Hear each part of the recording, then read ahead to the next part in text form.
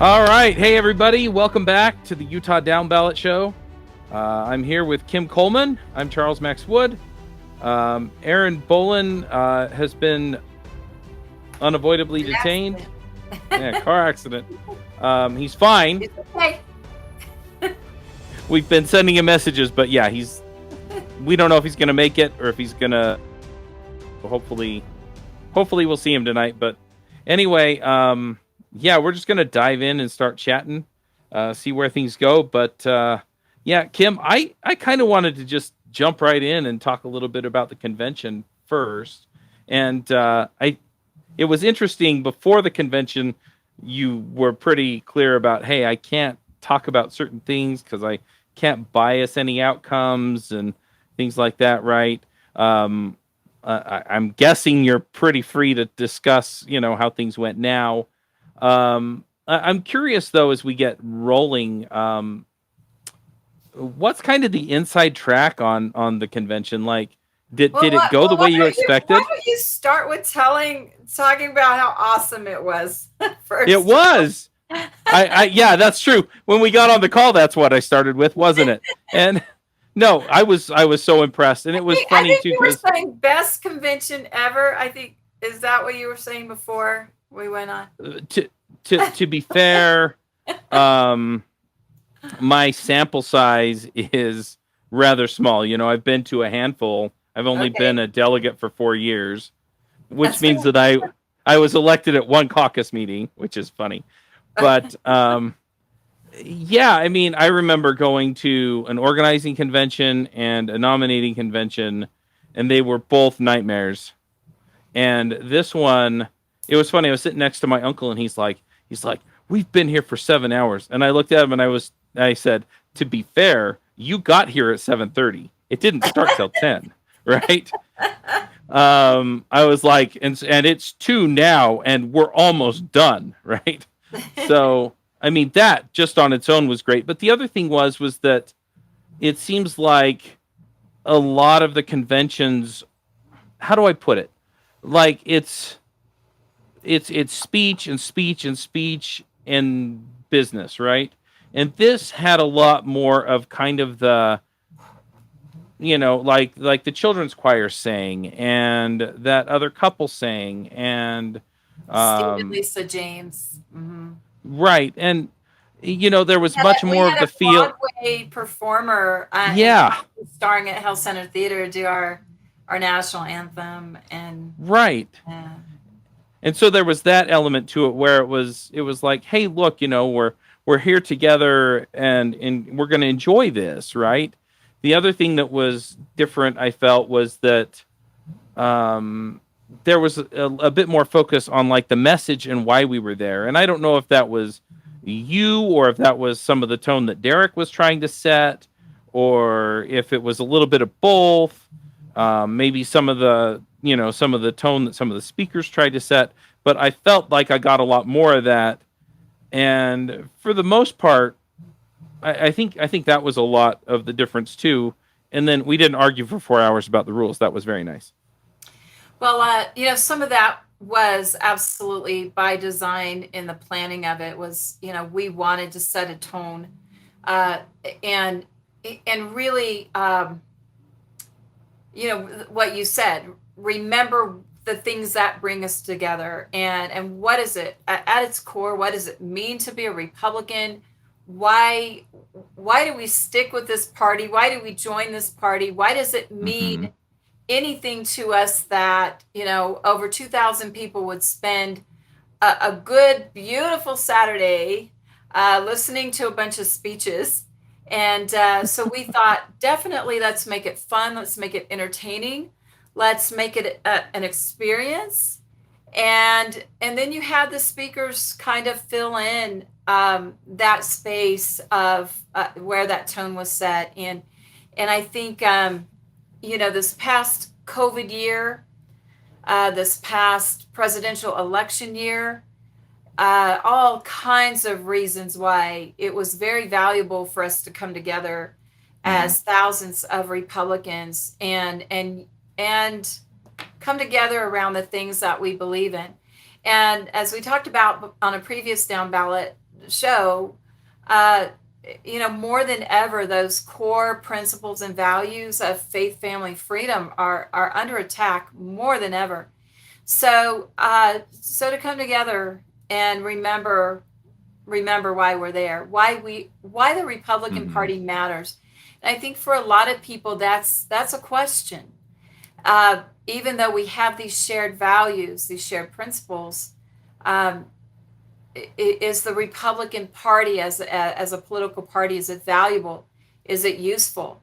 Uh, does it actually uh, adhere to those values and principles? And so we saw that played out in all kinds of ways on Saturday. But Oh yeah. at its core, we were together. Hmm. And what's interesting to me is we had a reporter that came out a couple weeks ago, maybe 3 4 weeks ago, and said nobody's going to come and nobody's going to donate. And I don't know if he spurred some of that, but by golly, we had a lot of people show up to donate to make this an incredible convention, and Hmm. at least um, we were able to put on the entertaining part of this Right. and make that experience. So, uh, yeah, I want to tell him where he can put that. Nobody's going to show up and nobody's going to donate. Yeah, I mean, it wasn't by any means. Well, we had more than half the delegates there, but it wasn't like the full set of delegates. But again, like you said, it was kind of a weird situation. I mean, I saw on Facebook some people saying, "Hey, my precinct chair or some of my delegates won't come because they're worried about their health." Which, I mean, that's not a judgment call I can make for anybody else. So that seems reasonable. Well, and we heard Um, the opposite. I right. mean, I heard endless numbers of people saying, I'm not going to go because the venue still requires a mask. Hmm. And I bet that was 20 to 1 people saying, I'm not going to go Hmm. um, because you're going to require a mask, which we really didn't. We just had to tell you that was the rule, Right. but we weren't deputized to enforce it. And then there were a few that said, well, I don't want to go if you can't guarantee me that it will be enforced. Right. So there was that just juxtaposition there, and I think it probably aired more on the side Hmm. of people protesting a mask mandate, if anything. But we Hmm. really have no way of knowing. Yeah. I mean, one way or the other.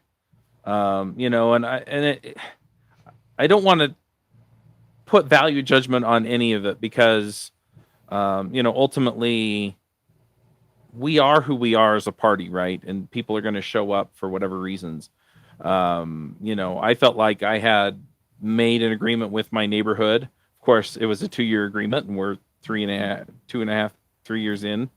But I made an agreement to be there, and so I was there, right? Of course, the mask I brought too, you can see my face through it, so I would have had a mask, but it wouldn't have mattered. A protest Um, mask. yeah, basically, it's a mesh mask, and and I had another mask with me Nail too that I mask. would have worn if I had to, but um, anyway, whatever the case is, it's definitely interesting to kind of see the interplay there. But we had 2,000 people there, or pretty close, Mhm. and we were 20, able to conduct business. 21 something Yeah, delegates credentialed in. Hmm. yeah. So that was terrific. And the other thing is that and this was kind of a highlight that I don't know that really had anything to do with the organization of the convention or the people running or emceeing the convention, but I wound up, and I'm just going to explain this because it was part of my convention experience, but and we're going to get into some of this, I'm sure, as far as like people's take on Mitt Romney and people's take on some of the other stuff that went on at the convention. But I was sitting around a bunch of people that had very different opinions from each other and from me. Hmm. And And I wound up talking to all of them, right? I wound up talking to people who had different opinions on all of it. And what was really terrific was, as as vocal, I guess, as people got, during the censure vote and during Mitt Romney's speech and during some of the other stuff that went on, I was able to have really good conversations with people that I really didn't agree with at all. And I felt like I understood them better. They understood me better. We understood where people like them and like me were coming from. And if there was a whole lot of that going on at the convention, then it was a success, a resounding success, just having it in person, all of the other things aside. And I think we need more of it within the party because, for all the feelings that people have about Donald Trump and about Mitt Romney, and to be honest, from the conversations I had, the two are inextricably linked. We need it. We need to be talking to each other about it and just at least understand each other and go, okay, given what you're telling me you believe about these situations, your actions make sense to me, right? You are making your outcome is a reasonable thing to me, right? Now I may disagree with you on the fundamentals, but given your fundamentals, what you're explaining to me is your basis, what you're telling me then that you want to do and where you're coming from makes sense, right? Mm-hmm. It's called listening. Mm-hmm. And Yep. having a little bit of respect and compassion for each other, and that's what I think we've missed a lot in the last year.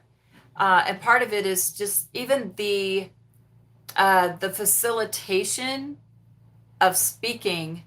You can't listen to each other if there's not really a way for people to speak. And Mm-hmm. that's what you saw Saturday is people speaking, people expressing, people listening, Yep. people emoting, and in a crowd of people. And we just haven't had that. And it's we are at our at our core we're tribal, we're familial, we work together. I mean, humans work best in groups, in families, in tribes, and communities. And we've seen such a tragic absence of that in the last year because of Mm-hmm. COVID. Well, not so much families. Families have been thrown together and more than Yeah. ever. But we're realizing so much what that effect is, and so to be able to be together was in and of itself. I was speaking to some CEOs of some really large tech companies, and several of them actually over the last couple of weeks as we've worked on this convention, and very interesting things are happening in their companies where they're saying that they have a lot more productivity. They're getting more Mm-hmm. stuff done because the water cooler effect is missing. Right. The milieu, the passing in the hallway and stopping and chatting, and so a lot of that's cut out, and there's more productivity. But what they said is the quality of the product has been severely impacted. And Mm. so now there's a question about maybe that lost water cooler time wasn't so lost. And one of these company leaders said, sometimes it's just even being in your cubicle and doing work and then just leaning over the cubicle and saying, hey, Joan, I was thinking about this, or what are you finding about that? And there's this interaction that happens that you end up with a better product, even this very soft collaboration. And so how does that affect us in the political arena as well? We have lots of stuff that's being said, lots of stuff that's being written, lots of lots of productivity, but the quality of the product is not as correct, is not as good of a quality. It's not that collaboration isn't there, and so that's something that I thought about on Saturday. I thought about how much we influence each other on public policy and in the political arena when we do come together. And of course, we talk a lot about the effect of social media, where that anonymity kind of has allowed people to be a lot more brash and a lot less sensitive, because the human element is kind of missing in social media. A lot of product, but the quality of that product is not so great. But when we come together, um, that human interaction is a little bit hedged up. We remember, we see people. We were able to look each other in the eyes after so long, and remember that we're brothers and sisters on this planet, and in a Christian meaning for me as well. But to in a very real way, remember how human we are, and that we're here for each other. So the last year has been really a tragic strain on some of those elements of the human condition, the human walk through life. And so it's so great to be together Saturday for a lot of different reasons. Some of those under the surface, not as tangible. Yeah. I also wonder though if we'd been able to have a convention in the fall last year, or been able to get together, more over the last year, if some of the frustrations could have been worked out then, right, instead of now. And if this convention might have gone a little bit differently that way, or if we had been getting together at meet and greets like we normally do for these kinds of things, and been able to discuss with the other delegates what, what's going on and who's running for what and things like that. And, been able to actually talk about, some of this stuff. I mean, the Mitt Romney stuff really did kind of, overwhelm a lot of the other things that were going on at the convention. And then the party leadership elections was the other kind of major thing that kind of was there. And yeah, the only processing that anybody really got a chance to do was to watch YouTube videos and discuss it on Facebook, and it's just not the same. Not the same. Well, the convention really was. I mean, so of course I had this amazing committee that kind of brought some visionary ideas together, but the things that were beyond our control, as much as we wanted to set a tone, delegates were also ready to share feelings. And Mm-hmm. um, the delegates again, for the down ballot show, for people who aren't as familiar with the processes, every 2 years neighborhoods get together and they elect delegates that go to these conventions. And so they represent, in my case, about 1,000 people in my precinct. And that is a time, the convention is a time that our elected officials return and report.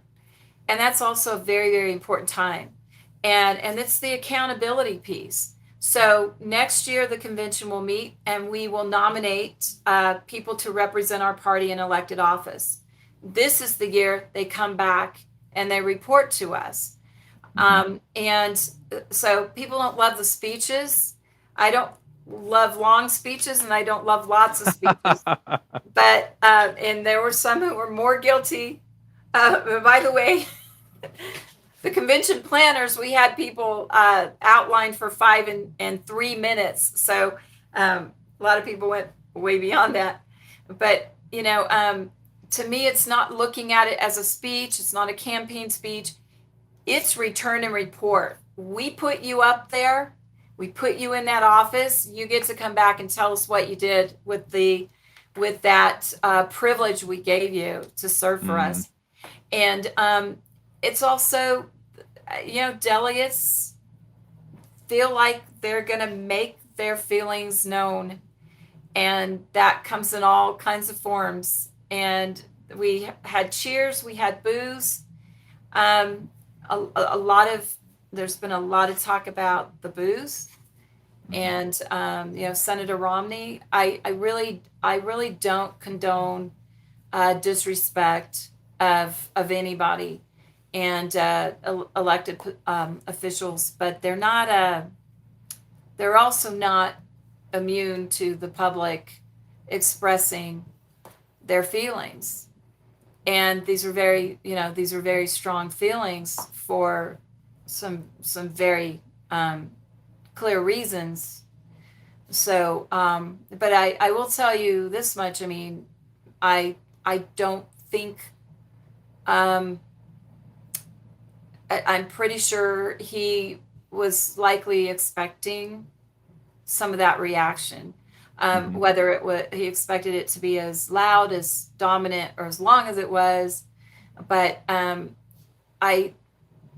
I I have to say, there's something about still coming in front of the delegates and walking on that stage, and knowing that some portion of 2,000 people are not satisfied with some of your decisions. And but he still showed up, and I think that, um, I respect that he did return and report. Yeah. And of course the governor also had his share of displeasure that was expressed vocally. So, and that's, while I don't love the disrespect that it feels like, I still that is a venue. That is a venue of the people returning and reporting. There are two opportunities we get to do that as delegates. It's at the ballot box, both in that nominating committee and when we actually vote in a primary or in November. And then when they give their report during the organizing years, that is an opportunity for delegates to give their assessment of your performance in office. Yeah, it's interesting hearing you talk about it, and it was funny because I was trying to decide both during the convention, because during the convention it felt like there was kind of an undertone of Romney isn't your enemy from some of the speakers, right? There was a lot of, hey, who 80% friend, right? Not 20% enemy. And we heard that a lot. And I felt like, they were trying to communicate to us, hey, look, he's done some stuff that you don't like. But for the most part, he's,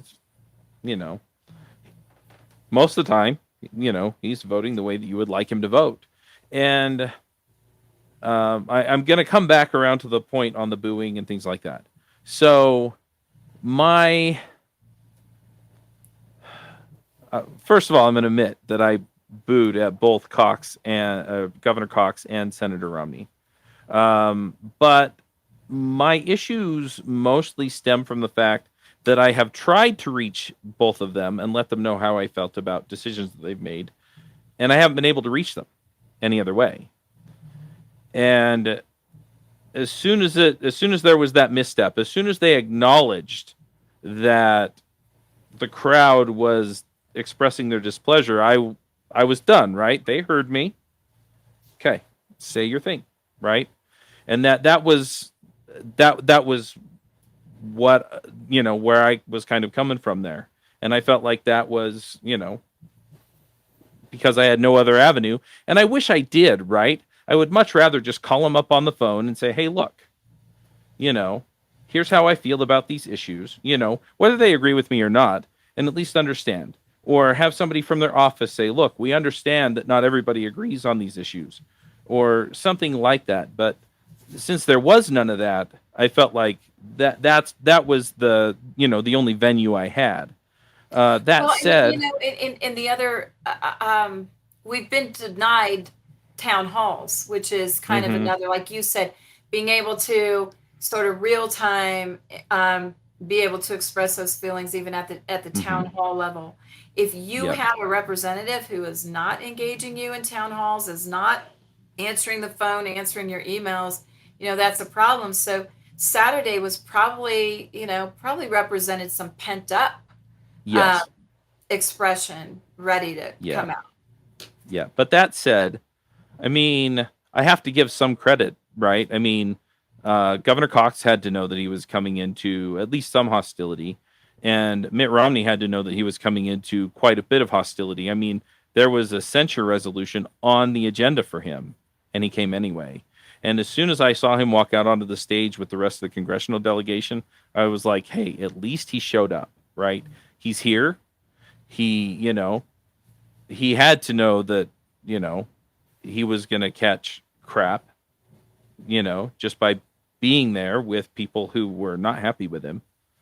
And so for that, I was like, hey, um, he's here, and that takes some guts. And so I did recognize that. The other thing is just talking to people, and I have to give him props for this too, is that no matter how you feel, most of the frustration with him when I was talking to people had to do with the impeachment proceedings, and I'm not gonna hash through all that because I don't think there's anything productive to come out of that. Right? Everybody feels how they feel about it. It's done. Right? There's no outcome that's going to change out of it at this point. He's either going to get reelected or he isn't. But at this point, there's a lot of scary, crazy stuff heading to the Senate, and he's holding the line. And so, whether you like him or you hate him, and whether you feel like any other Republican would hold the line too, he's the guy sitting in that chair. And he's the one that's broken ranks before, and so he's the one that they are putting the squeeze on right now. Yeah. And he's still standing up to it. And so for all of the, the crap that I would, you know, love to throw his way just to say, hey, look, what you did wasn't okay. I mean, he's doing the job now. So, those are the things that I would say for him. I have similar feelings about Governor Cox and some of the things that he's done. But, I mean, he did a great job getting the vaccine out. And, um, you know, he, I'm probably not as charitable as you are about Mitt Romney, about Senator Romney. And, I did have to stay very neutral with the yeah, convention. And you know what? My job was, again, I think, and our committee was very dedicated to creating an atmosphere that focused on our shared values, right, that that did create a tone and an excitement that, this was not a convention about Mitt Romney um, right, or Mike Lee on the other side right. of that. But um, Some people were really offended by it, though, uh, by by the booing. by the well, yeah, absolutely, and it made national news. Hmm And you know what? But we made national news before. We made national news the two times Mitt Romney broke ranks with the Republican hmm Party. And I'm just going to say this because we're on it. You mentioned the Ronald Reagan principle, the 80-20, which I'm a firm believer. But sometimes the 20% we Yeah, disagree on are not all created equally. that's fair. If we are going to, debate between the highest uh, tax percentage and the highest tax brackets, yeah, we need to remember we're Republicans, but on some very fundamental things like pro-life, Hmm Second Amendment, whether or not we still value in our country that one is innocent until proven guilty and is entitled to the full range of due process before they are found guilty and sanctioned. Um, to me, that's a pretty dang important um, underpinning of our country. And so people didn't just express dissatisfaction with a few of his votes. They Right. expressed dissatisfaction with something that they feel, I think I'm speaking for others as I've heard, um, they were expressing concern, anger, frustration with the erosion, the display of the erosion of one of the most fundamental things we believe in as Americans, and Mm, something that sets us apart from almost every other country in the world, including those who have adopted almost in whole our Constitution, but in practice continue to deny their people freedom, continue to deny the range of due process. And there, we are already seeing too much in our country, evidence of a shift to guilty until proven innocent. And that is one of my most fundamental problems with Senator Romney, in the fact that he articulated it and said, I voted guilty because his lawyers, President Trump's lawyers, did not do a good enough job of proving his innocence. What the hell? Seriously, what the hell?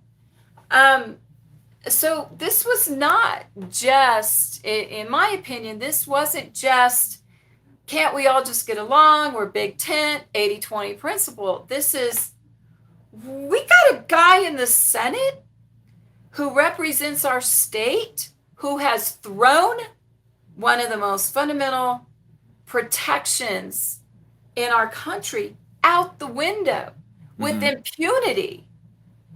And so I didn't boo, but I was running around with headsets and working a show. But I absolutely have a whole big dose of dissatisfaction in my soul over what those two little votes represented. They were not two little votes. no, So so I I completely agree with you. My point is at this point we need him to keep holding the line. But for the rest of it, I 100% agree with you. so the Right? concern though is he holds a seat. And so that kind of keeps, it's a very, very close margin there in the Senate. He holds the Right. seat, and he has made, and I will give Senator Romney props where it's deserved, where he has voted well, and where he has spoken out against some of the Democrats' policies, but. But having voted against Right. or voted for conviction, where process lacked due process, will he hold the line? I And worry about that too. that is my concern. The next time we have a very, very critical vote, will he hold the line? He holds the seat, but I'm a little bit horrified Yeah. that he voted to convict a man when a trial lacked due process, adequate evidence, and articulated it was because his innocence was not proven. That's the kind of thing that sends chills up my hmm spine, and that's my senator. Yeah. So I do appreciate some of the other things I did go through. I did have the opportunity, because we put kind of some video footage together of Senator Romney and well, all of our federal delegation, and so I did have the opportunity to review some of his positions. Very, still very strong on China. He's very strong hmm on China. Some of our foreign policy and threats around the world. Don't love that he's supporting raising the minimum wage. so Yeah. so there's a few Yeah. things out there on the policy side. No, I Yeah, hear you there. you don't really get booed for arguing marginal tax brackets, or maybe even things like Yeah. raising the minimum wage. But holy cow, you don't vote to convict someone who was denied Yeah. fairness Well, in the and process. for me, I mean, the reason that I was booing, I mean, you articulated it very well, but what it boiled down to me was that I felt like he went, we voted him in there to go do a job, and then representing us, he essentially got up and said, I took an oath before God because I'm a religious person. So then he basically stood up and represented both my faith and my state, and then effectively said, and I'm going to use these as an excuse to settle a personal grudge that I have against this man. And that was my issue. But I think the due process and the principle, I think you articulate well what the real concern and threat should be. Right. And that I hadn't thought about it as deeply on those terms. But for me it was just, hey, look, you're representing me as a voter, you're representing me as a person of the same faith, because you brought it up, right, when you were talking about it, and you basically used those as an excuse to settle a grudge with somebody you didn't like. And that's what I was booing about. But yeah, and the concern over the principles and where he's going to compromise, I think, is something that everybody who was in that arena that was booing or thinking about it was concerned about. Is, yeah, because it's such a slim margin. Yeah, where's the next step? Yeah.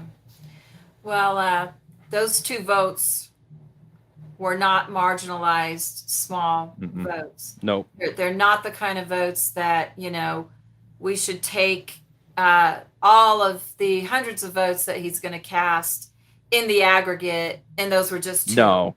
These were two extremely important votes. And even if, whether you like Trump, not like Trump, Right. it wasn't about Trump. It was about, we have a person denied due process, and Mm-hmm. and then the vote was to convict someone who had been denied due process. And if we don't have that, Charles, if we don't have that in our country, we have nothing. If we Oh yeah. if we do not any longer stand on the principle of innocent until proven guilty, fair trials, fair discovery, fair presentation of evidence, right to defend yourself, right to present exculpatory evidence, right to representation. If we don't have those things, we have nothing else. And those were critical votes. Those were absolutely critical votes. I don't know what good Nope. Senator Romney has to do to overcome the fact that he displayed an egregious denial of one of the most important things in our country. So booing him, right or wrong, that was his venue to return and report to the delegates. Mm-hmm. They had been denied any real effective other avenue to express their displeasure.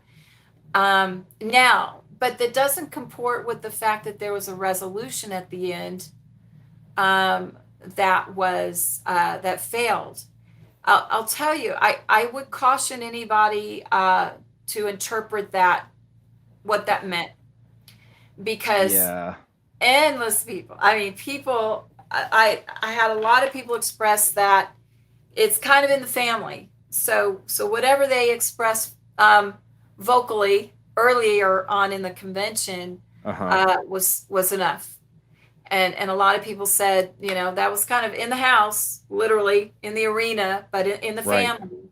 Having a resolution that, kind of puts a number on and sends out to the world as a declaration is a different line. And so, I heard from plenty of people that really have strong feelings and basically supported the position of the resolution, but weren't going to vote on the resolution because that takes it outside the family a little bit. That's a really bad analogy, but it just took it a step further and felt like, and then a lot of people felt like since the notice was given early in the Mm-hmm. convention through vocalizing that the resolution was no longer necessary. And so I would caution trying to draw conclusions about the resolution failing.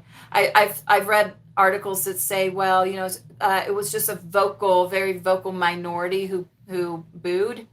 Yeah, I'm No. not so sure. If you were Yeah, I'm sitting in not that so sure. arena, that was not I the was in the case. middle of the arena. I could see mouths. I could hear it. Um, and but just because that didn't translate into the resolution passing does not mean that it was some small vocal minority. Yeah, it was. So I have a couple of things that I observed during that particular process um, that I'd point out. One was that if it was a vocal minority, the vote was nearly 50-50. So the other thing is that during the debate, there were as many points made about what we're communicating to people outside the party as there were points made about what Romney did and what we were telling him or what we're telling each other. Um, Personally, when I got there and I was talking to people about it, I was telling people that I didn't even want to vote on it. I didn't want to vote on the resolution at all. I didn't want to have the resolution go forward because there was no everybody was going to try and interpret it as something, and everybody had a million reasons for voting for it, right? Exactly. Everybody Yeah, came and in with a different take on it and whether or not he should be censured based on that. right. And because the resolution was out there, because it was voted on, because it failed, that gives everybody and their dog a place to try to spin what it, and Right. interpret what it meant. And we just don't know.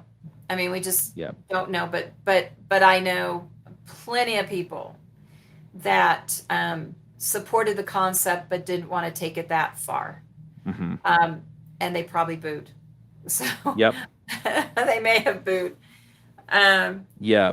But the thing is I clearly wanted to let Romney know that, or I want to be respectful, but anyway, I wanted to clearly let him know that there was a problem, but I also didn't want to take a vote to exonerate him either. And that was the issue. And I think that was the problem that I had with the resolution to begin with. Was just I felt like voting one way or the other was going to be communicating to other people that that was the take of the party. And the reality was that the opinion was much more varied than that. yeah, and we just don't know. You know, Yeah. we have a count on the resolution, but nothing Yep. else. So, and then you had Governor Cox who walked right into it and said, "I know a lot of you hate me." So we've had that. Yeah. Well. We've had that debate in my household where my husband Mm-hmm. Joel said, I don't even know why he went there because then it invited, Mm-hmm. some booze, but I also think he just addressed it. He knew it's out there. Why not go there and say, I know a lot of you hate me because of what's gone on the last year Mm-hmm. in the legislative session. So Yeah. that was a whole different speech strategy. Yep, absolutely. One thing that bothered me a little bit about some of the candidate speeches, to be honest, especially Governor Cox's, was that it felt like they were highlighting all of the good stuff and glossing over the stuff that didn't go well or that people didn't like How about long what have you they been in had done. politics, Charles? Oh, well, yeah, it's to be expected. But the issue that I had was that um, so Governor Cox in particular, right? He took credit for the COVID numbers, which, like I said, he was responsible for getting the vaccine out. He can take some credit for that, right? That program has gone reasonably well, right? But for all of as far as as I can tell. You're making a face. Maybe I'm wrong, Well, and but it's if you value that, if that's the thing you value, and like I'm very glad that well, the my numbers are father, going down. yeah, well, but Okay, it's go ahead. because of vaccinations. And so, Maybe. I'm glad that my father was able to get the Hmm. vaccination because the risk benefit formula, it was really skewed one way for him. But I am horrified that we have people talking about our children and our young adults getting vaccinated or being forced, Right. worse, being No, forced. I agree with you there.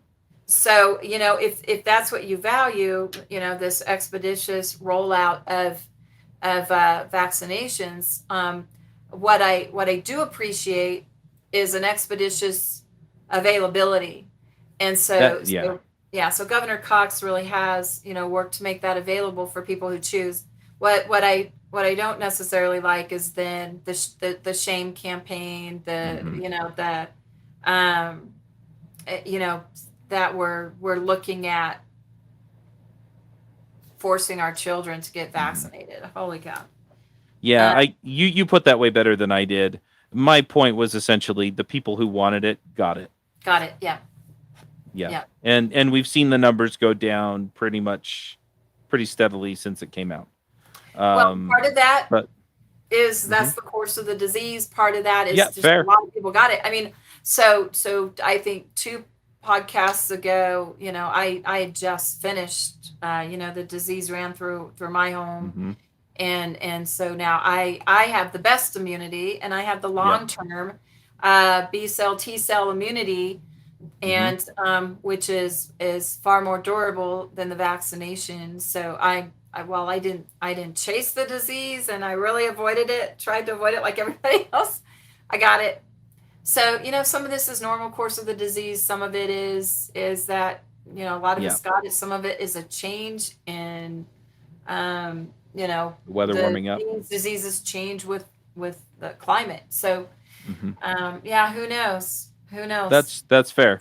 It's That's going fair. down, and also that we have better treatment for it. I mean, we Hmm. know a lot more a year later about how to deal with the disease. So, but it is very serious for some people, and even the convention was opened with a prayer by Representative John Hawkins, who was, I mean, he was touch and go. Yeah. He's young, he's healthy, rides his bike like 6 miles a day, and fairly young and fit guy, and he really Hmm. succumbed uh, to COVID, and there's a lot of attention on him and prayers for him, and he was one of Hmm. those that made you go, wait, he's healthy, Yeah.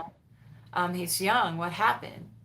um, that really gives us a lot of respect for the disease, Hmm. for sure. Yep. Absolutely. But Dedrex, Lieutenant Governor Henderson, so did she get it badly? I didn't hear about that one.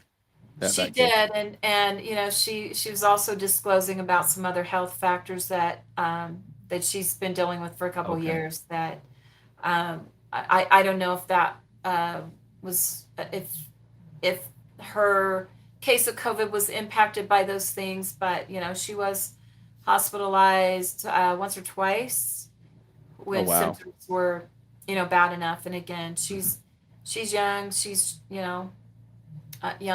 She's about my age, a little bit younger than me. Hmm. uh, Yeah. yeah. So yeah, who knows? Who knows? Yeah. We're Fair coming enough. out. We're just glad that we're We coming are. out, right? Yep. Absolutely. But going back to Governor Cox's speech, every other factor that he talked about going well in the state, I felt like they were going well despite his best efforts. So, Well, the economy is generally led by the legislature. Legislature hmm, passes budgets, tax policies, right. regulatory policy. The governor does have a little bit of a role in economic development. Frequently, will attract industry, through, again, tax policies set by the legislature. But he was also good to note that the legislature has a really strong That's role in fair. that. The governor hasn't had like a particular economic initiative that he's standing on a soapbox. I take that back. He did stand strong on business regulations. So he was very committed to reducing, especially occupational professional licensing, Hmm. which does Okay, impact the economy. It it puts does. people to work. It removes barriers to work, and so the governor is making good on that promise to do things like that. So that's a little bit less tangible impact, Mhm. but nevertheless, just a couple years ago, Utah was number 12 in the nation for burdensome regulatory practices. Uh, Really?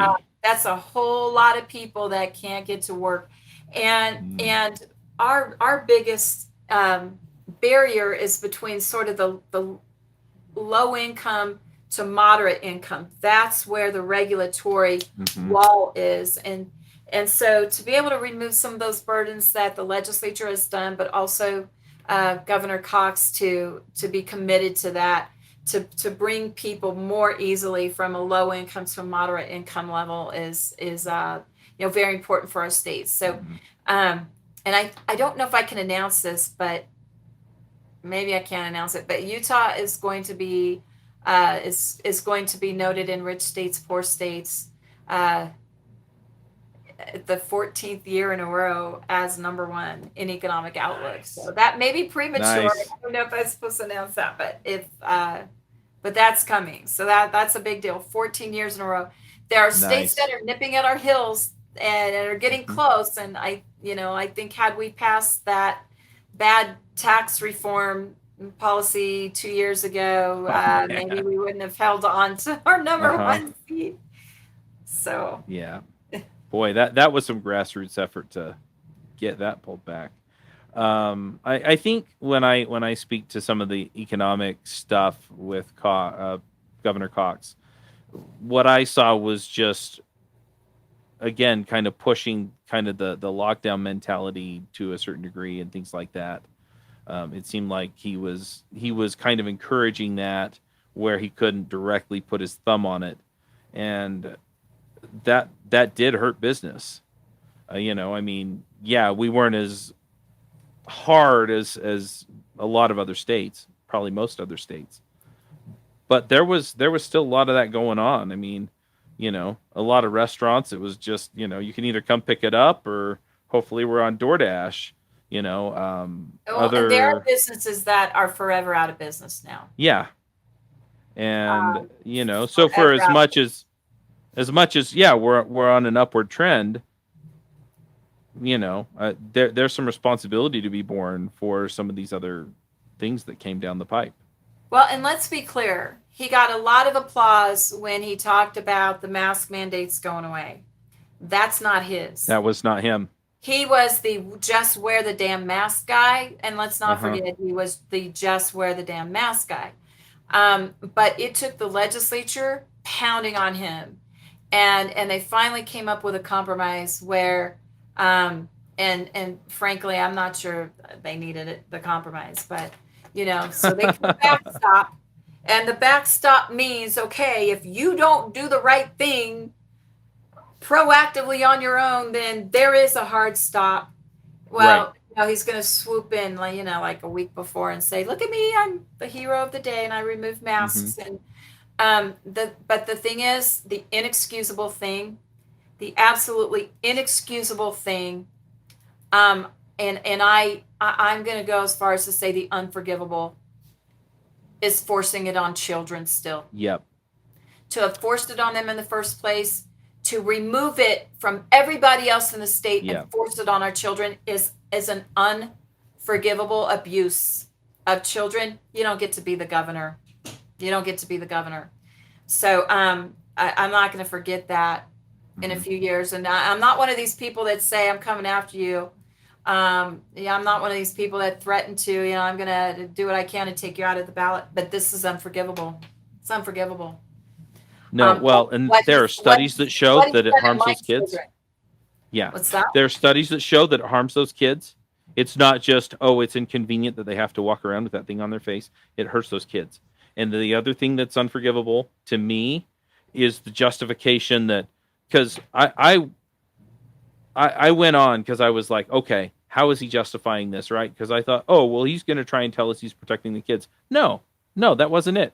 On Twitter, he put it out there. No, some of the teachers haven't been vaccinated, and so we have to protect the teachers from the kids. Well, I'm sorry, Governor Cox, but you're the one that put the plan in place that said that the teachers could get it first. And so if they haven't gotten it by now, it's their own dang fault. And if they haven't gotten it by now, those kids should be able to go back to school without the masks, and the teachers, if they get sick, it's their fault. Well, and one of the popular maxims is you can judge a country, a nation, by what they do and how they protect their most vulnerable. We have failed that. Utah failed when it came to protecting our most vulnerable, our children. We did a better job of protecting our elderly and our most at health risk, but we failed when it came to protecting our children. And this is despite knowing better. I'm not talking about March last year. I'm talking about March this year. Yeah. We know that our children are far, far more vulnerable to the social, emotional impacts and health impacts of wearing the damn mask. And yet this governor can make it go away right now and has chosen not to. And so I really kind of had a cringe moment when he stood on the stage and said, I have made the mask mandate go away, and it will completely go away for everybody else in just a few weeks. And I'm like, you did this to my children and their friends, and it's unforgivable. And well, yeah. And just to pile on, Aaron's about to join us, so yeah. Okay. Yeah. But just to pile on, oh, nice. This is a podcast, son. I love it. Love it. Lacrosse apparently just ended. We need some personality on this show, right? Because we're not enough. Is that a strong word to say unforgivable? I mean, I'm a only Christian. If you can't forgive him for it. It's not. I'm a Christian. I forgive everybody, but when it comes to if you want to be the governor, you want to be the policymaker, but you have wielded your scepter to harm children in our state. Well, here's the thing, is the studies came out pretty early showing that the kids didn't get it as often, didn't spread it as often. It wasn't, they don't spread it at all and they never get it, right? But they don't spread it as much and they didn't get it as often. Yeah, it does show 3 participants in here. And it just, the risk benefit equation is just so skewed in favor of not making kids. Yeah. But the thing is my son, I have a 15-year-old son, and he had a really hard time all the way up through basically junior high. He goes to 7th grade. He goes to a different school where the kids didn't know how quirky he was. He was kind of over his ADHD and some of the other stuff he was going through. And he makes these great friends in 7th grade, and then COVID hits, right? And they bend over backwards to protect these teachers who aren't even asking them to do it. It's the teachers' unions who are putting money in his pocket. And they're doing this, and they're punishing my kid who needs his friends, who needs people other than mom and dad to affirm him because he's got a fragile self-esteem. And the governor can't pull his head out of his rear end long enough to care about these kids because he's too worried about who's putting money in his campaign account. I'm sorry. So Aaron, you're saying unforgivable, and you're saying Christian, I have a lot of It, growth to go it is before I let this one go. it's my ballot box unforgivable, not my Christian unforgivable.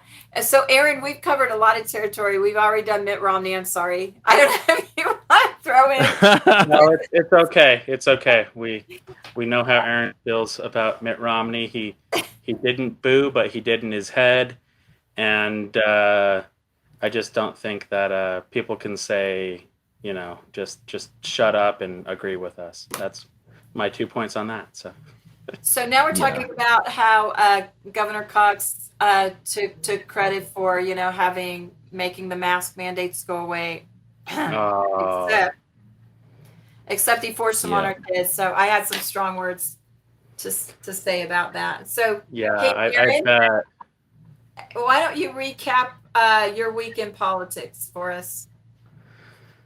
Oh, well, I guess we can start off along those same lines. When I went to talk to my school board about not wanting a mask mandate for K through 12 or for elementary school, which all my kids are in, and I just don't think it makes sense. And they're saying, well, we don't want to tick anyone off before the end of the school year, so there's kind of that back and forth. But there's been a lot of school board meetings where they've been getting pushback. But Alpine School Board locked their doors on us. Yeah. Oh, you were there? Well, I was, and then people were getting kind of loud and rowdy, and they can't do that, right? They can't. I know, and I informed them, and they were supposed to contact me today to tell me what the resolution was, but I may need to file a complaint with the AG about open meeting policy violations. Yeah, you can't shut the door, but you can do some reasonable mitigation of, if things get out of control. Correct. You can have rules for your meeting, and you can have security, and if people are misbehaving and breaking those rules, you can remove them from the meeting because they would be technically trespassing. And that's what I keep on telling them, is they can't say, oh, well, 6 months ago people were rowdy or were afraid that other people are going to yell profanities at us. I mean, that's not really a right of a public servant, is to avoid people yelling at them, unfortunately. Right. I mean, it's just the way it is. I'm sure you've been yelled at, Kim, but not that I would do that, but I'm just saying that those are the rules. So we always agree. Yeah. Well, but the thing is, like, technically when it comes to open meeting law, they thought they could get away with it because COVID changed that law to where you can do completely remote, and you can not have an anchor location, which means just a physical present location, and you can have online comment that way. But in the law, which apparently they didn't read, or their attorney didn't read, it says if you have an anchor location, you do need to let people in. And if you do allow public comment, you need to allow them to make public comment and be present physically. And so that's what it says in the law. I ran it past the state auditor. He said, yeah, maybe you have a good point. So anyway, we're in those discussions. I'm trying to be nice here, right? I don't want to give them the world of hurt that it is to refer something to the Attorney General if it's a violation of law. But if they're not going to change their policy, I kind of have to. When's the next board meeting, Aaron? I'm curious. So that's on May 11th in our district, Charles, for that board meeting. And I just said, there's basically one more board meeting before the end of the school year. They're going to cancel the next one at the end of May for, conflict with graduation or prom or something. And so there's one more. Let the people talk, and maybe they'll be less, ticked off at you. So that's kind of what we're looking at. I had a friendly meeting with a couple of the board members. So we're making progress in that realm. So that's kind of the beginning of my week. Is having those meetings. It's more kind of 1984 stuff. If you just keep everybody in their little gray home, four walls with a teleprompter. Well, you're only allowed to talk to us if you behave and like, so you have to do it from your house, which means you can't kind of congregate as a group and show that you have, a large presence of people that agree with you. I always love when people try to argue with me and they say, "Oh, online, is just as good as in person." Yeah. It's not. It's not the same. And if it were the same, you'd be paying $90 to watch a YouTube video of a concert, but you're not. And we did talk about that. Just kind of the social psychology of gathering, and what it serves. I mean, it serves to tell us I'm not alone. It also says, oh, since I'm not alone, hey, why don't me and you go get with that one, and then, and that one, and then all of a sudden we have power in the people, and as an elected official, to shut the doors and say, I just want to ignore that some people may actually have an opinion against me. I'll tell you right now, every one of them, whoever consented to shutting that door, do not deserve to be in public office. They do not deserve it. Yeah, I agree. There's a lot of people that support them in that, and I don't know, and so they feel like they're on the right side there. I feel like, though, when the public finds out that they were, avoiding commentary, albeit harsh commentary, they're not going to be too thrilled about that. Yeah, I have a family member, though, that ran for Alpine School District Board and has attended the meetings, and he's heard the backroom discussions about the kooky parents, and they basically label anybody who disagrees with them as that. The other thing, though, that outnumbered, they have no idea how outnumbered they are. So true. The other thing that frightens me about this, though, is if they're willing to do this in public, then what are they doing when they're not in public? And yeah, open meeting law prohibits them from doing anything else not in public, but it does make me concerned. If they're not going to take our feedback, then what else is going on? Yeah, that's when it becomes really frustrating, as a constituent, or as a parent, is when you don't feel like you're being heard. Sometimes you're going to be heard and things aren't going to go your way, or, things aren't going to change the way you want them to. But, at least you have that outlet and you are able to respond to your representatives in that way. What I've been pushing for that May 11th meeting is, something that would maybe be a form of appeasement for the people who disagree with them. Because they've basically said, okay, there's no way we're going to do anything before the end of the school year that you want us to do. But 90% of these people would be happy if they just said, June 1st, we're going to end all this before summer school, or we're gonna write the policy that, unless, for some reason COVID numbers shoot above like 3,000 a day in the fall, we're not going to go back to this mandatory mask crap. We're not going to go back to this mandatory testing, this test to stay crap. And they looked at me and they're like, oh, but how would we do that? I'm like, you set the rules. You said these people are in charge of educating our children. Well, and so I reached out to a former board member, and I'm like, tell me I'm not wrong. They can do that. She's like, oh yeah, absolutely, yeah, they should and they could do that. So, being the chair of a charter school board, yeah, they have a lot of room to do that. Absolutely, they could absolutely do that and make a lot of people happy. And I mean, initially the response is, oh, but what if, the South African strain or the Botswanan strain, or, what if that then you hold a meeting and you talk about it. Exactly. And I'm like, you can always change it in the future, but you should tell people that this is going to be back to normal, not new normal, but back to actual normal in the fall. It would make them happy. Yeah. So, hey, Charles, we're like hitting up against like an hour 20. How long do you want to go? Because I want to give Aaron a minute to skip to how awesome convention was, and then I agree. I also at some point want to talk about the party leadership election and stuff like that, but we can talk about that next week. Because I think there's plenty to talk about there, because there's more than just who got elected and why and what that means. I